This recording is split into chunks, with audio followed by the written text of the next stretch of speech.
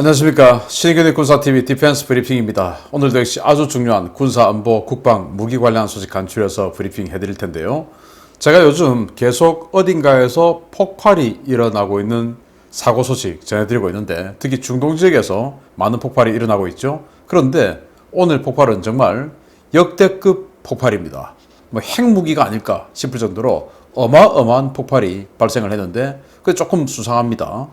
관련 소식 알려드리겠고, 또 정말 희한한 상황이 또 있어요. 카타르가 터키에다가 자기네들 공군력의 50%를 지금 갖다 놓겠다라는 협정을 체결했고, 이게 지금 중동 지역에 파란을 일으키고 있습니다. 보겠습니다.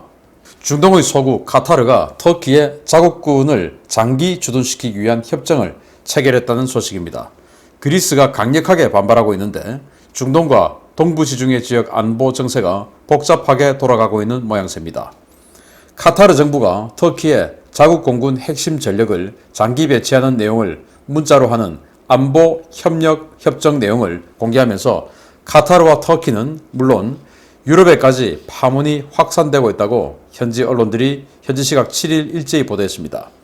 문제는 지난달 터키 정부와 카타르 정부가 비공개로 체결한 협정인데요. 해당 협정에 따라 향후 5년간 카타르 공군의 주력 전력들이 터키 공군기지에 전개되며, 이들을 지원하기 위한 250여 명의 규모의 병력이 터키에 주둔하게 됩니다. 전개되는 전력은 카타르 공군의 최신의 주력 전투기인 라팔 12대를 비롯해 미라지 2009대, C-17 수송기 4대 등인데요. 카타르는 이들 전력이 터키에 주둔하면서 터키 공군과 다양한 전술 훈련을 함께하면서 운영 요원들의 기량을 향상시킬 수 있을 것으로 기대하고 있습니다. 그리스는 즉각 반발했습니다. 그리스는 최근 프랑스에서 라팔 전투기 도입을 결정했는데, 카타르가 터키에 라팔을 배치해서 터키와 지속적인 연합훈련을 실시할 경우 터키 공군이 라팔에 대한 효과적인 대응 전술을 개발할 수 있다는 이유 때문입니다. 카타르 공군은 36대의 라팔 전투기를 주력으로 9대의 미라지 2000, 6대의 알파젯 공격기를 운용하고 있고, 유로파이터 타이푼 24대와 F-15QA 36대 인수를 눈앞에 두고 있는데요. 아직 새 전투기가 들어오지 않은 상황에서 주력 전력을 대거 빼내 터키로 보내는 결정에 대해 카타르 야권도 강력하게 반발하고 있습니다. 정말 희한한 결정이죠.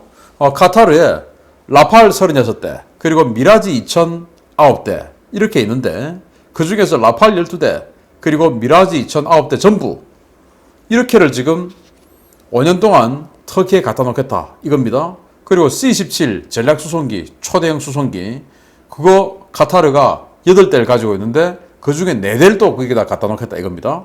이렇게 보면 공군의 전투 전력, 수송 전력 50%를 터키에다가 갖다 놓겠다라고 하는 건데, 그러면 카타르와 터키는 바로 옆에 있는 인접국이냐?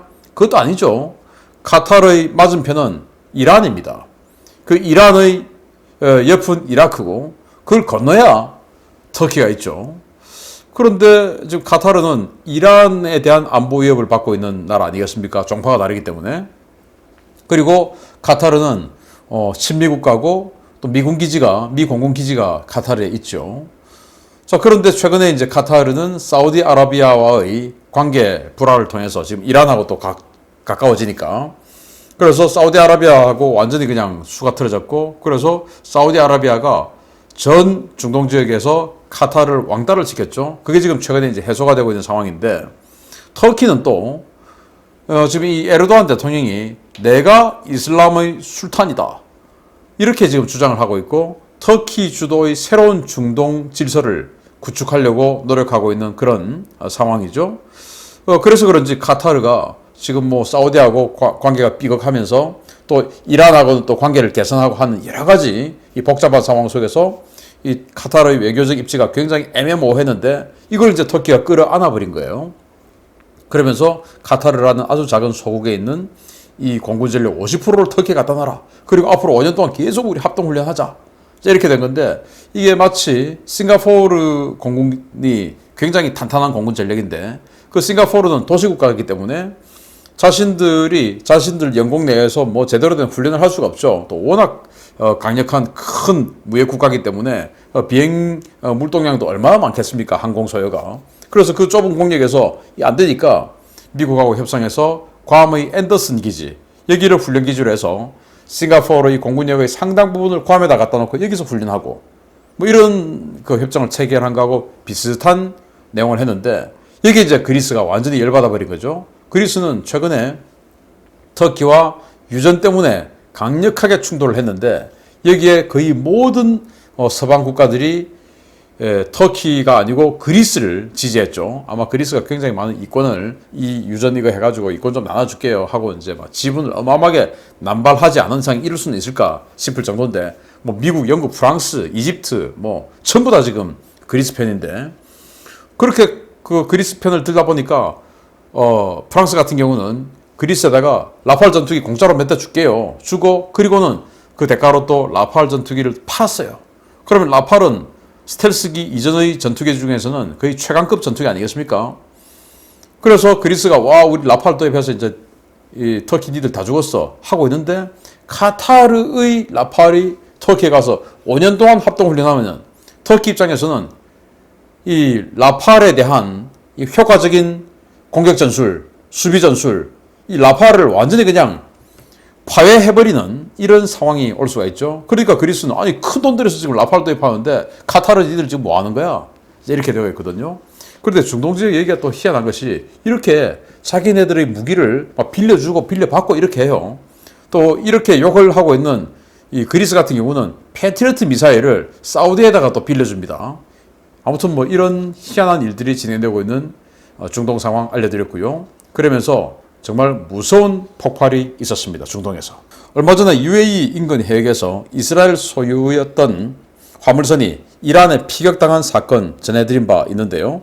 이 화물선이 입항한 UAE의 핵심 전략항구 제벨 알리항에서 엄청난 규모의 대폭발 사고가 발생했습니다. 무려 25km 밖에서도 건물이 흔들릴 정도였다고 합니다. 아랍에미레이트 연합 두바이의 핵심 전략항구이자 글로벌 물류 거점 가운데 하나인 두바이의 제벨 알리 항구에서 핵무기 폭발을 연상케 하는 엄청난 폭발이 발생했다고 로이터가 현지 시각 7일 보도했습니다. 이 폭발은 7일 오후 늦은 시간 제벨 알리 항구에 정박 중인 컨테이너 선박에서 오렌지색 불꽃이 치솟으며 시작됐는데요. 이 엄청난 폭발은 두바이 전역에서 관측할 수 있을 정도였고 항구에서 무려 25km 떨어진 곳의 건물과 유리창이 흔들릴 정도였습니다. 해당 항만구역은 즉각 폐쇄되었고 두바이 소방전력이 총출동해 진화에 나섰는데요. 당국은 폭발이 발생한 시각과 적재 화물, 폭발 형태 등에 주목하고 폭발 원인에 대한 조사에 착수했습니다. 현재 오신트 소식통들은 해당 컨테이너선은 코모로 선적의 3,240톤급 컨테이너선인 오션 트레이드로 밝혀졌는데요. 이 배는 UAE의 또 다른 토후국 중 하나인 샤르자 앞바다에서 장기간 정박해 있다가 사고가 발생한 당일인 11시 21분 제벨 알리 항구에 입항해서 내부에 화물이 없었던 것으로 알려져 도대체 배 안에서 무엇이 폭발한 것인지 의문이 쏠리고 있습니다. 당국은 이 배의 지난 항적과 선원들의 행적 등을 조사하고 있는데요. 최근 UAE가 이스라엘과 관계 정상화를 하며 이란과의 관계가 크게 악화된 상황에서 벌어진 이딴 사고에 이번 사건 역시 배후에 이란이 개입된 것이 아니냐라는 관측이 나오고 있습니다. 자, UAE는 이스라엘이 최근에 트럼프 정부 말기 때부터 굉장히 공을 들여서 관계 개선을 했고 그렇게 해서 UAE에다가 뭐 F-35를 팔게끔도 해주고 이런 중간 다리 역할을 이스라엘이 많이 했죠. 그렇게 해서 이스라엘하고 국교를 수립하고 대사관을 교환하고 이제 이런 단계까지 갔어요. 그런데 지난주에 며칠 전에 이스라엘의 컨테이너선이었던 대형 컨테이너선 11만 톤짜리 이 컨테이너선을 불과 두 달 전에 영국 회사에다가 팔았는데 그 이스라엘 배였던 그렇지만 실제로는 영국 배인 이 컨테이너선이 이 UAE로 들어가다가 항구 다 달아서 폭발을 했는데 미사일 공격을 받은 거죠. 소형 미사일. 그런데 뭐 아무 문제 없이 워낙 배가 덩치가 크니까 들어갔어요. 그리고는 하루 반 후에 테헤란 인근에 있는 큰 창고에서 대규모 폭발이 일어났습니다.